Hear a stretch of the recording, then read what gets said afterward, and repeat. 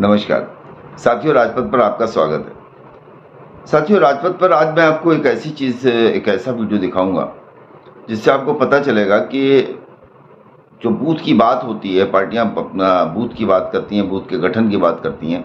आपने सभी पार्टियों को देखा होगा कि वो कहते हैं कि हम अपनी बूथ पे जो है मजबूत करने पे कार्यकर्ताओं से कहा गया है, बूथ मजबूत करने की तैयारी की जा रही है, बूथ की मजबूती जो है उसके लिए बैठक बुलाई गई है। मैं आपको एक बूथ बैठक का एक वीडियो आपके साथ शेयर करूंगा। सिर्फ 30-40 लोग एक बूथ पे जो होते हैं, होना जो 10 लोगों को चाहिए, लेकिन 30 से 40-50 लोगों के बीच में किस प्रकार से पहले गठन से पहले वहां पर बैठे हुए लोगों को कैसे कैटेगराइज किया जाता है। मेरे हाथ एक वीडियो लगा है बहुजन समाज पार्टी अयोध्या मंडल के जो कोऑर्डिनेटर हैं दिलीप कुमार विमल का। दिलीप कुमार विमल को मैं जानता हूँ, बहुत ज़माने से जानता हूँ, और वो उनका एक वीडियो मेरे हाथ लगा। मैंने उनको बहुत ज़माने पहले भी साइकिलों से बहुजन समाज पार्टी की तैयारी करते हुए, फिर मोटरसाइकिल से तैयारी करते हुए, फिर गाड़ी से तैयारी, मैंने हर तरह से उनको देखा। जिला पंचायत सदस्य रहे तब भी मैंने उनको देखा, गाँव के प्रधान रहे तब भी मैंने उनको देखा। तो चूँकि मेरा भी जनपद वही है, तो मुझे एक हाथ लग गया वीडियो, और वो वीडियो अगर सुनेंगे आप तब आपको पता चलेगा कि बहुजन समाज पार्टी के बारे में आमतौर पे जो धारणा, जो राय बनती है कि खत्म हो गई बहुजन समाज पार्टी, उसके बाद भी बहुजन समाज पार्टी मजबूत बनी रहती है, उसके पीछे का कारण क्या है। मतलब 2022 के चुनाव में अखिलेश का इतना बड़ा गठबंधन था और एक तरफा सिर्फ चुनाव था, पूरा मीडिया से लेकर सब कह रहे थे आ रहे हैं अखिलेश। उसके बाद भी बहुजन समाज पार्टी 13% वोट लेके आ जाती है। तमाम राज्यों में बहुजन समाज पार्टी के विधायक जीतते हैं, उसके बाद छोड़ के दूसरी पार्टी में चले जाते हैं, उसके बाद फिर उतने विधायक जीत जाते हैं या उससे 1-2 ज़्यादा। तो ये बहुजन समाज पार्टी के बूथ का कमाल है। और मुझे जहाँ तक लगता है कि अब भारतीय जनता पार्टी का बूथ, वो भी आरएसएस के सहयोग की वजह से, वरना बूथ के मामले में बहुजन समाज पार्टी से मजबूत किसी ज़माने में कम्युनिस्ट पार्टियां हुआ करती थी, लेकिन उनका बूथ कमज़ोर हुआ और कम्युनिस्ट पार्टियां भी खत्म हो गई करीब करीब। तो बूथ के मामले में बहुजन समाज पार्टी से ज़्यादा मजबूत मुझे कोई पार्टी लगती नहीं है। और उसकी वजह आपको समझ में आ जाएगी जब आप ये वीडियो देखेंगे। ये अयोध्या जनपद में किसी एक बूथ का है, बूथ का नाम तो मुझे पता नहीं, क्योंकि ये वीडियो मुझे मिला तो मैंने कहा कि इसे शेयर करता हूँ कि किस तरह से संविधान, डॉक्टर अम्बेडकर, महापुरुष, मायावती, बीएसपी की सरकार, सम्मान, स्वाभिमान, इसकी बातें करके किस तरह से पहले लोगों के, मैं इसको आप कहते हैं माइंड वॉश होता है, प्लस जहन में, दिमाग में एक एक चीज़ बिठा ली जाती है, तब बूथ के पदाधिकारी बनाए जाते हैं। आप इस वीडियो को जब देखेंगे उसके बाद आपको समझ में आएगा कि बूथ की सही तैयारी करने वाले क्षेत्रों में बहुजन समाज पार्टी अपने आप मजबूत रहती है। उसका कारण यह है कि उनका जो मूल मतदाता है, कमिटेड वोटर है, वो इतने तैयारियों के बाद पार्टी के पद पे आता है और फिर वो आगे जाके इन्हीं सब बातों को अपने समाज में पहुंचाता है। तो बूथ की इस बैठक का ये वीडियो, जिसमें दिलीप कुमार विमल, जो वर्तमान में मंडल जोन इंचार्ज हैं अयोध्या मंडल के, उनका पूरा बूथ की तैयारी से पूर्व किया गया जो संबोधन है, जो वक्तव्य है, वो राजपथ के दर्शकों के लिए मैं पेश कर रहा हूँ। मुझे लगता है कि आपको पसंद आएगा और दूसरे दलों को भी इससे ये पता चलेगा कि किसी भी संगठन को बनाने के लिए सिर्फ कागज़ पे संगठन नहीं बनता। संगठन बनाने के लिए जब इतना प्रयास करना पड़ता है तभी जाके कोई संगठन इतना मजबूत रहता है। तो बहुजन समाज पार्टी के बूथ के गठन से पूर्व दिलीप कुमार विमल का ये संबोधन, और वो इसे आप सुनिए, उसके बाद आप इस वीडियो को लाइक कीजिए, सब्सक्राइब कीजिए, शेयर कीजिए और ज़्यादा से ज़्यादा कमेंट करके अपनी राय दीजिए। बहुत बहुत शुक्रिया, नमस्कार। सारे के सारे लोग मेरे साथियों बाबा साहब की चाहत को पूरा करने में नहीं लगे। तो ये दुख बाबा साहब अम्बेडकर को था। बाबा साहब डॉक्टर अम्बेडकर ने भारत देश के संविधान में मेरे साथियों जो सुविधाएं दिया, उनके द्वारा जो हमको आरक्षण जो मिला है, उसी आरक्षण के बदौलत आज 1-2 नहीं, कई लाख शूद्र समाज के बेटे और बेटी अच्छी से अच्छी नौकरी कर रहे हैं और सम्मान की जिंदगी जी रहे हैं। लेकिन उन्हें बाबा साहब अम्बेडकर के विचारधारा से या उनके सिद्धांतों से कोई लेना देना नहीं है। यह दुख बाबा साहब अम्बेडकर को था और बाबा साहब अम्बेडकर बार बार ये कहते थे कि हमें समाज के पढ़े लिखे लोगों ने मेरे साथ गद्दारी किया है। जो अनपढ़ लोग हैं, खेती किसानी करते हैं, उनसे मुझे कोई कष्ट नहीं है, लेकिन जिन लोगों को मेरे द्वारा दिए गए संविधान में जो प्रदत्त अधिकार है, उस अधिकारों के बदौलत जिन्हें आज अच्छी जिंदगी जीने का मौका मिला है, वो समाज को नहीं देख रहे हैं। बाबा साहब अम्बेडकर उन लोगों से चाहत रखते थे, वो चाहते थे कि समाज के वही लोग जो संविधान में मिले अधिकारों के बदौलत जो छोटी मोटी नौकरी कर रहे हैं, वो समाज के हित के लिए अपने आमदनी का 10वां हिस्सा वो तब तक खर्च करते रहें कि जब तक समाज उनके बराबर आके खड़ा ना हो जाए। लेकिन मैं पूछना चाहता हूं, क्या लोग ऐसे लोग मेरे साथियों समाज में काम कर रहे हैं क्या? क्या सामाजिक परिवर्तन का ठेका हम ही आप 2-4 लोग लिए हैं क्या? ये तो सबकी जिम्मेदारी बनती है। अब आप कहते हैं कि बहन जी नहीं निकलती हैं, कुछ लोग कहते हैं कि बहुजन समाज पार्टी के नेता कार्यकर्ता नहीं दिखाई देते हैं।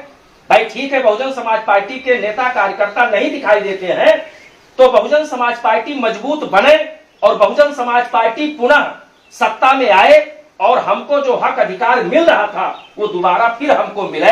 ये तो सबका काम करने का जरूरत है ना, अकेले एक आदमी हमारा इनका थोड़ो है, ये तो सबकी जिम्मेदारी है। तो मेरे मित्रों, मैं इस बात को इसलिए कह रहा हूं कि भाई यहां जितने लोग बैठे हैं, किसी के पास खेती नहीं है लंबी चौड़ी, किसी के पास नौकरी लंबी चौड़ी नहीं है, किसी के पास आमदनी का स्रोत नहीं है। हम खेत खलिहान में काम करने वाले लोग हैं, हम मजदूरी करते हैं, हम ठेला चलाते हैं, हम रिक्शा चलाते हैं, हम मोची का काम करते हैं, हम साइकिल मिस्त्री हैं, हम राजगीर हैं, यानी हम अपने परिवार का जीविकोपार्जन करने के लिए हम विभिन्न काम को करते हैं। लेकिन उसी में से हम थोड़ा समय निकाल करके हम अपने बहुजन मसीहा जो हुए हैं, मैं अपने संतों गुरुओं महापुरुषों की विचारधारा को फैलाने के लिए हम बहुजन समाज पार्टी का भी काम करते हैं। इसमें कई ऐसे चेहरे हैं, जब ये जवान थे तो साइकिल से मेरे साथियों फैजाबाद में रैली करने गए थे, सुल्तानपुर गए रहे होंगे, लखनऊ गए रहे होंगे, बहुत सारे लोग गए होंगे।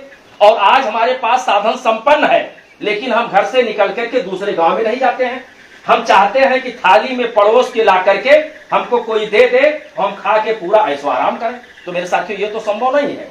हमको आपको मेरे साथियों संघर्ष करना पड़ेगा। इसलिए संघर्ष करना पड़ेगा कि मेरे साथियों दलितों, शोषितों, पिछड़ों, अकलियतों, मजदूरों, गरीबों और खास तौर से मेरे साथियों मुस्लिम समाज की बात को कोई अन्य व्यक्ति करने वाला नहीं है। अगर इस समाज की बात राष्ट्रीय स्तर पर अगर कोई पार्टी उठाती है तो उस पार्टी का नाम बहुजन समाज पार्टी है और उस नेता का नाम आदरणीय बहन कुमारी मायावती जी है। इसलिए मेरे हमारी आपकी जिम्मेदारी है। मैं नौजवानों से कहना चाहता हूं, हम सब लोगों ने वो दिन भी देखा है कि जब हम लोग पढ़ रहे थे, भाई रमेश जी बैठे हैं, हम लोग पढ़ रहे थे, रामबली स्कूल था बगल में, रामबली स्कूल में 1984, 85, 86 में मेरे साथियों जाति पूछ के लोगों को मारा जा रहा था, विद्यालय में पढ़ने नहीं दिया जा रहा था। मेरे साथियों वहां हम सब हमारे सीनियर लोग जो हमसे आगे थे और हम सब लोगों ने संघर्ष किया। और मेरे साथियों संघर्ष किया उस समय वही 14 अप्रैल 1984 को बहुजन समाज पार्टी बनी थी। और मेरे साथियों 90, 91, 92 आते आते इतना तेज संघर्ष हुआ कि मेरे साथियों 89 में आपके 3 सांसद जीत गए। आदरणीय बहन जी बिजनौर से सांसद हो गई, श्री कृष्ण यादव जी आपके आजमगढ़ से सांसद हो गए और लाखा जी मेरे साथियों पंजाब प्रांत से सांसद हो गए। 3 सांसद 1989 में पहली बार बहुजन समाज पार्टी जीती और 13 विधायक मेरे साथियों उत्तर प्रदेश में बहुजन समाज पार्टी के जीते। जब 14 अप्रैल 1984 को बहुजन समाज पार्टी बनी तो मेरे साथियों विरोधी लोग जो आपके शरीर पर बढ़िया कपड़ा नहीं देखना पसंद करते हैं, जो हमारी माताएं, हमारी बहन बिटिया अगर बढ़िया साड़ी पहन करके रोड पे निकल ले तो मेरे साथियों जो लोग मेरे साथियों उनकी साड़ी देखना नहीं पसंद करते हैं, जो आपका अच्छा मकान देखना नहीं पसंद करते हैं, वो मेरे साथियों आपको गांव का प्रधान, बीडीसी, एमपी, एमएलए बनना देखना पसंद करेंगे क्या?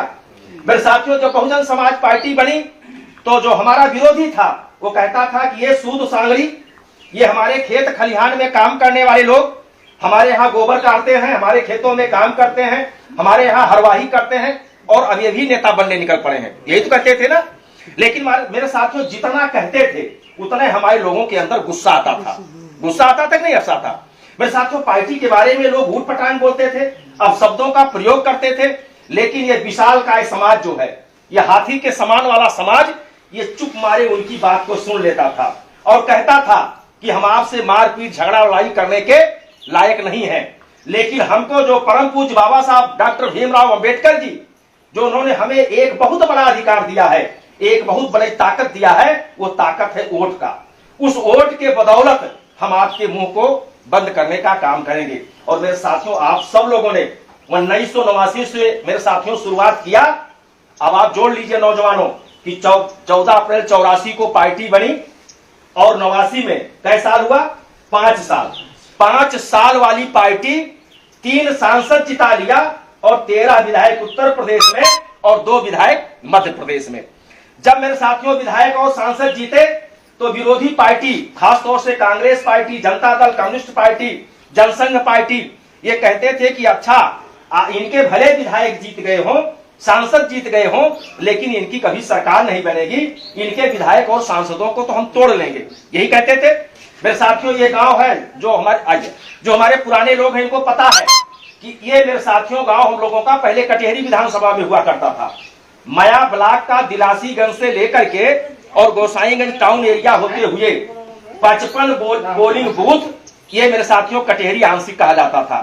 84 में पार्टी बनी और शुरुआती दौर में बहुजन समाज पार्टी से यहाँ रामदेव वर्मा जी को आप लोगों ने मेरे साथियों चुनाव लाया। 2 चुनाव लड़े, 3 चुनाव लड़े और मेरे साथियों 2 चुनाव, एक चुनाव तो वो 300 वोट से हार गए थे।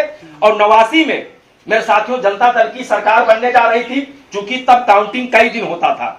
लास्ट समय में काउंटिंग करते समय जनता दल की सरकार बनने की पूरा हल्ला हो गया कि श्री मुलायम सिंह यादव मुख्यमंत्री बनने जा रहे हैं। और यहीं के बगल के, क्या नाम उनका था, रविन्द्रनाथ तिवारी जी मेरे साथियों लड़े थे और वो यहाँ से परमानेंट विधायक होते थे। मेरे साथियों लास्ट समय जिला प्रशासन फैजाबाद के डीएम एसएसपी, निर्वाचन आयोग के लोगों ने मेरे साथियों साजिश करके और लाइट बुतवा करके 300 कुछ वोट से रामदेव वर्मा को जबरदस्ती चुनाव लोगों ने हरा दिया था। हरा दिए थे, नहीं हरा दिए थे? मेरे साथियों जब हरा दिए, ये तो पुराने लोगों को पता होगा, नए लोगों को कुछ नहीं पता है। पुराने लोग, तब हम लोग जब फिर गांव में वोट मांगने निकले 90-91 में, तो लोग कहा माता जी लोग कि वोटवा हमारे सब यही थे हथिया का, तो सब गिनवाई ना पहुंचा, तो हमारे सब कहें कि अब की वोट जा, अब की हमारे सब गिनाए के जिताए के देखते तो क्यों भाई, ये हुआ ना। और मेरे साथियों 93 में फिर गठबंधन हुआ और 93 में यही विधानसभा जो हम 250-300 वोट से हरा दिए गए थे, इसी विधानसभा में फिर 58,000 वोट के अंतर से मेरे साथियों बहुजन समाज पार्टी जीती नहीं जीती। अभी एक हमारे साथी कह रहे थे कि जो लोग जीतते हैं वो लोग भाग जाते हैं, तो मेरे साथियों शुरुआत वहीं से हुआ। श्री रामदेव वर्मा जी मंत्री बनने नहीं पाए और मेरे साथियों वो लोग अलग बना लिए अपना दल, और अपना दल बना करके चले गए समाजवादी पार्टी में, और समाजवादी पार्टी से फिर 96 में चुनाव लड़े और आप लोगों ने फिर हुंकार भरा, कहा कि अच्छा हमारे वोट से जीते हैं आप और चले गए दूसरे दल में। आपके अंदर गुस्सा आया, आप लोगों ने दूसरा नेता बना लिया, किसको? धर्मराज निषाद को। धर्मराज निषाद मेरे साथियों लड़े और मेरे साथियों अच्छे वोटों से हम सब लोग मिलकर के उनको चुनाव जिता दिए। एक बार नहीं 3 बार वो विधायक बने, एक बार नहीं 3 बार विधायक बने।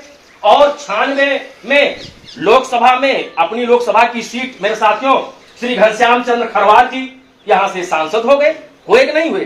और 98 में आदरणीय बहन जी फिर यहां से आई और हम सब लोगों ने मिल करके माननीय बहन जी को अपना सांसद बना दिया। आप लोग बनाए कि नहीं बनाए थे? और एक बार नहीं हम लोग कई बार अपने यहां से माननीय बहन जी को सांसद बना दिए। मेरे साथियों जिला पंचायत सदस्य हम हुए पहली बार, दूसरी बार हुए, फिर तीसरी बार राम सुभान भारती हुए। यानी बहुजन समाज पार्टी से ही लगातार यही एक बार को छोड़ करके जो वर्तमान में हुआ है, यही छोड़ करके बकिया 1995 से लगातार आप लोग बहुजन समाज पार्टी के ही साथी को अपना जिला पंचायत सदस्य बनाए। स्थिति तो 2 चुनाव में ऐसा था कि नंबर 1 पे बसपा वाला, नंबर 2 पे बसपा वाला, नंबर 3 पे बसपा वाला, यानी बसपा के कार्यकर्ता आपस में लड़ते थे और लेकिन तब भी बसपा वाला ही यहाँ चुनाव जीत जाता था, जीता तक नहीं जीतता था। तो मेरे साथियों ये तो वो धरती है कि आप लोगों ने मेहनत करके अपने लोगों को जिताया। इसलिए मेरे मित्रों मैं आपसे कहना चाहता हूं कि आप लोग खास तौर से हमारे नौजवान और जो छा के छा पदाधिकारी बने हैं, आप लोगों को मेरे साथियों चौराहे पे बैठ के जवाब देना चाहिए, कहना चाहिए कि पूरे देश में इकलौती नेता आदरणीय बहन कुमारी मायावती जी हैं कि जब वो मुख्यमंत्री बनती है तो पूरे उत्तर प्रदेश में जो भूमिहीन लोग थे, जिनके पास मेरे साथियों घर बनाने के लिए जमीन नहीं था, जिनके पास लहसुन गाड़ने के लिए जमीन नहीं था, ऐसे भूमिहीन लोगों को अभियान चला करके मेरे साथियों सरकारी जमीन का पट्टा करके और उनको मेरे साथियों जमीन दिलाने का ऐतिहासिक काम आदरणीय बहन जी ने अपने शासन काल में किया। अपने सभी संतों, गुरुओं, ऋषियों, महापुरुषों के नाम पर 26 जन कल्याणकारी योजना चला करके उत्तर प्रदेश के गरीबों का विकास करने का काम बहन जी ने किया। यही नहीं मेरे साथियों, अपने महापुरुषों के नाम से जिला का स्थापना, मंडल की स्थापना, मेडिकल कॉलेज, इंजीनियरिंग कॉलेज, यानी सारा काम आदरणीय बहन जी की है। आदरणीय बहन जी ने 4 बार के शासनकाल में थोड़ा थोड़ा समय मिला, 3 महीने, 6 महीने, 12 महीने, 18 महीने और आपकी आकर के 5 साल वाली भी सरकार वो पूरा नहीं हुआ था। 6 महीने पहले मेरे साथियों चुनाव हो गया था। यानी कुल मिलाकर के मेरे साथियों आपका 7.25 साल के कार्यकाल में बहन जी ने जितना काम उत्तर प्रदेश में करा दिया है, आजादी के बाद से लेकर आज तक किसी भी पार्टी की सरकार ने उतना काम नहीं किया है जितना बहन जी काम की है। तो हमारी नेता तो ऐसी हैं, हम अपनी नेता के काम को अगर हम बतावें तो Bharatiya Janata party, Congress party, Samajwadi party किसी कार्यकर्ता में मेरे साथियों आपकी बात का जवाब देने का कोई उनके पास उत्तर नहीं है। लेकिन हम सही बात तो मेरे साथियों कह ले जाएं, हम जब खुद ही निराश हो जाते हैं, हम खुद ही अपने आप को मायूस मान लेते हैं, तो फिर कैसे हम लड़ाई लड़ेंगे। मेरे साथियों आपको बताना चाहिए कि जब बहन जी मुख्यमंत्री थी तो हमारी बिटिया जब हाई स्कूल पास करके 11वीं में जाती थी तो उस बिटिया को एक साइकिल और 25,000 रुपए बहन जी के शासनकाल में मिलता था। लेकिन जब सरकार हमारी नहीं है तो उस योजना को समाजवादी पार्टी की सरकार बनी, श्री अखिलेश यादव जी ने खत्म कर दिया। और जब भारतीय जनता पार्टी की सरकार बनी तो उन्होंने मेरे साथियों उसको खत्म भी कर दिया, नई कोई योजना वो लागू नहीं की है। ये हमारे नौजवान बैठे हैं, कोई बीए कर रहा है, एमएससी कर रहा है। अगर मेरे साथियों आज हमारे बच्चा और बच्ची अगर चाहे कि हम बीएड कर लें, बीटीसी कर लें, एलएलबी कर लें, इंजीनियरिंग कर लें, तो मेरे साथियों इतना ज्यादा फीस बढ़ गई है कि मेरे साथियों 53,000 रुपए, 58,000 रुपए मेरे साथियों फीस लग रही है। क्या हमारे आपके घर पे इतना रुपया रखा है क्या? लेकिन वही जब बहन जी मेरे साथियों मुख्यमंत्री थी तो हमारा बेटा और बेटी प्राइमरी से लेकर के डिग्री कॉलेज तक पढ़ने वाले छात्रों का मेरे साथियों एडमिशन जो होता था, जो विद्यालय में दाखिला होता था, वो मेरे साथियों 0 बैलेंस पे होता था। सभी बच्चों को मेरे साथियों फीस मिल जाती थी और उनके स्कूल में आ जाता था और सभी बच्चों को मेरे साथियों स्कॉलरशिप मिल जाती थी। लेकिन ये आज खत्म है कि नहीं खत्म है? हमारे बच्चे पढ़ रहे हैं, उनको छात्रवृत्ति नहीं मिल रही है। हमारे बच्चे पढ़ रहे हैं, मेरे साथियों बेतहाशा फीस बढ़ रही है। हाँ, इतना जरूर है, अभी जब हम लोग गांव में जाते हैं तो कुछ लोग जो अपने इतिहास को नहीं समझ पाते हैं कहते हैं भैया कुछ हुए न हुए, मोदी तो 5 किलो राशन हमें फ्री में दिए थे, अब कितना मगन हो गई हम 5 किलो राशन खाई के। अभी हमको ये नहीं पता है कि भाई 25 किलो या 5 किलो जो 1 यूनिट पे राशन मिलता है, मान लिया 5 जने हैं 25 किलो है, यही तो है ना। अगर आप वही राशन कोटेदार से पैसा में लेते तो 3 रुपया किलो और 2 रुपया किलो, यही किसका रेट था ना। यानी 5 रुपया माँ 1 किलो मेरे साथियों मिल जाता। 25 अगर एक जोड़ता तो 125 रुपया है, इससे ज्यादा तो है। अगर एक महीना में 2 बार दें तो 250 रुपया है, 250 का हम जोड़ ली 300 रुपया। 300 रुपया के राशन अगर वो हम एक महीना में फ्री दें और भाजपा वाले घूम घूम कहा थे कि मोदी जी, योगी जी फ्री राशन देते, लेकिन उनसे हमारा समाज का मतलब सिर्फ शेड्यूल कास्ट नहीं है। हमारे समाज का मतलब है जितने पीड़ित लोग हैं, दलित, शोषित, पिछड़े वर्ग, मुस्लिम समाज, ये हमारे लोग प्रश्न नहीं करते हैं। उनसे प्रश्न करना चाहिए कि भाई जब आपकी सरकार नहीं थी भारतीय जनता पार्टी के साथियों, तब इस प्रदेश में, देश में 350 से 400 रुपए गैस सिलेंडर भराया जाता था। और आज और तब स्मृति ईरानी जी गए वो मेरे साथियों सिलेंडर सिर पर रख करके और प्रदर्शन करती थी। लेकिन आज उन्हीं की सरकार में 400 रुपए वाला गैस 1200 रुपए मिल रहा है, यानी 800 रुपए, 3 गुना महंगाई बढ़ी। तो 800 रुपए एक महीने में हम ज्यादा दे रहे हैं, नहीं दे रहे हैं। 300 रुपए का राशन 800 रुपए का हमसे सिर्फ मेरे साथियों सिलेंडर गैस में दिया जा रहा, ज्यादा है कि नहीं है। अब इसी प्रकार से आइए मेरे साथियों, अगर आप जैसे जो गेहूं पाते हैं, चावल पाते हैं, अब सूखे तो आप खाएंगे नहीं मेरे साथियों, अब उसके साथ हमको दाल चाहिए, सब्जी चाहिए, मसाला चाहिए, कड़ुआ तेल चाहिए, यही सब तो चाहिए ना मेरे साथियों। अगर आप कड़ुआ तेल लेने जाएं तो जब भारतीय जनता पार्टी की सरकार नहीं थी तो कड़ुआ तेल 1 लीटर मेरे साथियों 50 रुपए से 70 रुपए मिलता था। आज कड़वा तेल मेरे साथियों 230 या 235 रुपए प्रति किलो मिल रहा कि नहीं मिला, यानी 3 गुना महंगाई ये भी बढ़ी। तो हर महीने एक छोटा सा भी परिवार मेरे साथियों लगभग 250 से 300 रुपए मेरे मित्रों कड़वा तेल में दे रहे हैं। इसी प्रकार से मेरे साथियों दाल में महंगाई है, चीनी महंगी हुई, सब्जी महंगा हुआ। कोई ऐसी वस्तु नहीं है जो मेरे साथियों महंगाई या चरम सीमा पर नहीं है। लेकिन इस महंगाई के लिए हम भारतीय जनता पार्टी के लोगों से मेरे साथियों प्रश्न नहीं करते हैं। हम मशगूल हैं कि हमें 25 किलो राशन फ्री में मिल जा रहा है।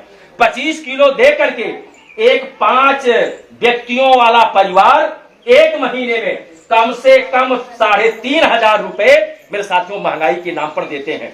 मेरे साथियों आप कलम खरीदने जाते हैं, आप कॉपी किताब खरीदते हैं, आप गुड़ चीनी लेते हैं, तेल लेते हैं, या जो भी सामान खरीदते हैं सब में आप टैक्स देते हैं। और उसी टैक्स का जो हजारों करोड़ रुपए आप हर महीना सरकार को देते हैं, उसी हजारों करोड़ रुपए टैक्स से मेरे साथियों उनकी जिम्मेदारी बनती है कि हमारे गांव में सड़क बनवाएं, बिजली लगवाएं, अस्पताल खोलवाएं, ये सब उनका काम है।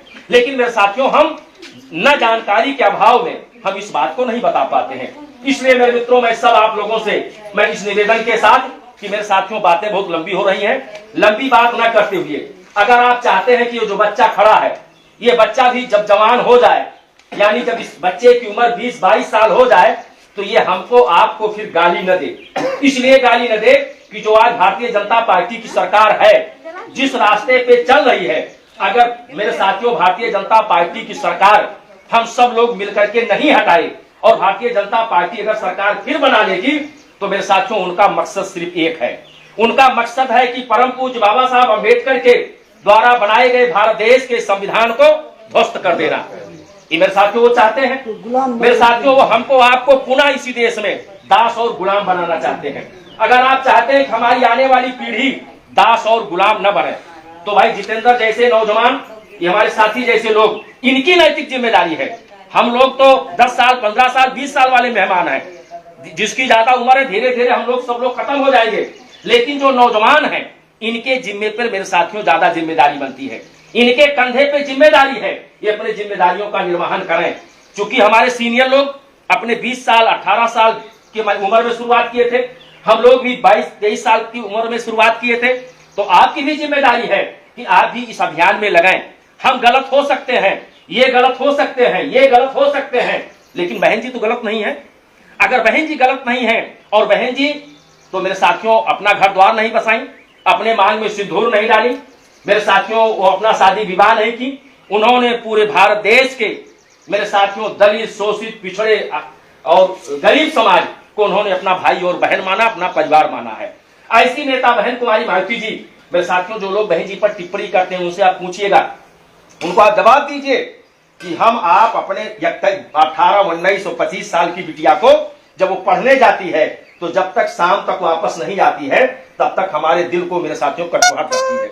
लेकिन धन्य है बहन जी के माता पिता, हम उनको नमन करते हैं कि 21 साल की उम्र में, तब ना तो बीएसपी बनी थी, ना बामसेब बना था, ना तो DS4 बना था। 1977 में माननीय बहन जी 21 साल की उम्र में अपना घर परिवार, माता पिता का आशीर्वाद लेकर के माननीय और मसीहा कांसीराम साहब के साथ निकलनी थी। माननीय बहन जी पूरे देश में साइकिल चलाई है, माननीय बहन जी पैदल चली है, माननीय बहन जी मेरे साथियों संघर्ष की है, और हमारे आपके हक अधिकार के लिए माननीय बहन जी मेरे साथियों जेल गई हैं, कई बार जेल गई हैं और लंबे समय तक जेल रही हैं। और मेरे साथियों आज माननीय बहन जी को जब उत्तर प्रदेश का मुख्यमंत्री बनने का मौका मिला, तो मेरे साथियों उन्होंने वो करके दिखा दिया कि जो मेरे साथियों देश की आजादी में कोई नहीं कर पाता था।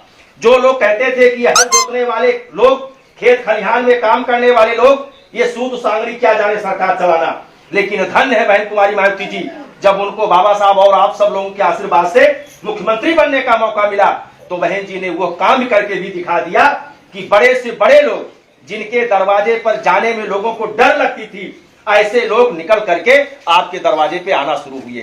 ये मेरे साथियों क्यों आना शुरू हुए?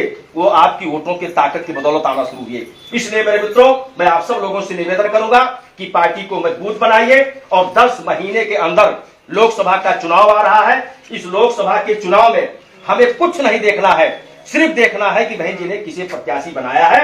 हमारा चुनाव निशान हाथी, हाथी के सामने नीली बटन दबा करके हम अपने प्रत्याशी को भारी मतों से जिता करके लोकसभा में भेजने का काम करें, जिससे आदरणीय बहन कुमारी मायावती जी इस देश की प्रधानमंत्री बन जाएं। इसी आशा उम्मीद के साथ मैं परमानपुर गांव के सभी पितातुल बुजुर्गों का, नौजवान साथियों का, माताओं बहनों का, सबका स्वागत अभिनंदन वंदन करते हुए इस उम्मीद के साथ कि मेरे साथियों, हमको आपको मिलते जुलते रहना चाहिए, हम लोगों को टहलते घूमते रहना चाहिए और आपस में भाईचारा बना करके हम अपने संगठन को मजबूत बनावें। इसी भावनाओं के साथ मैं पुनः आप सब लोगों का स्वागत करते हुए अपनी बात को यहीं पर विराम देता हूं।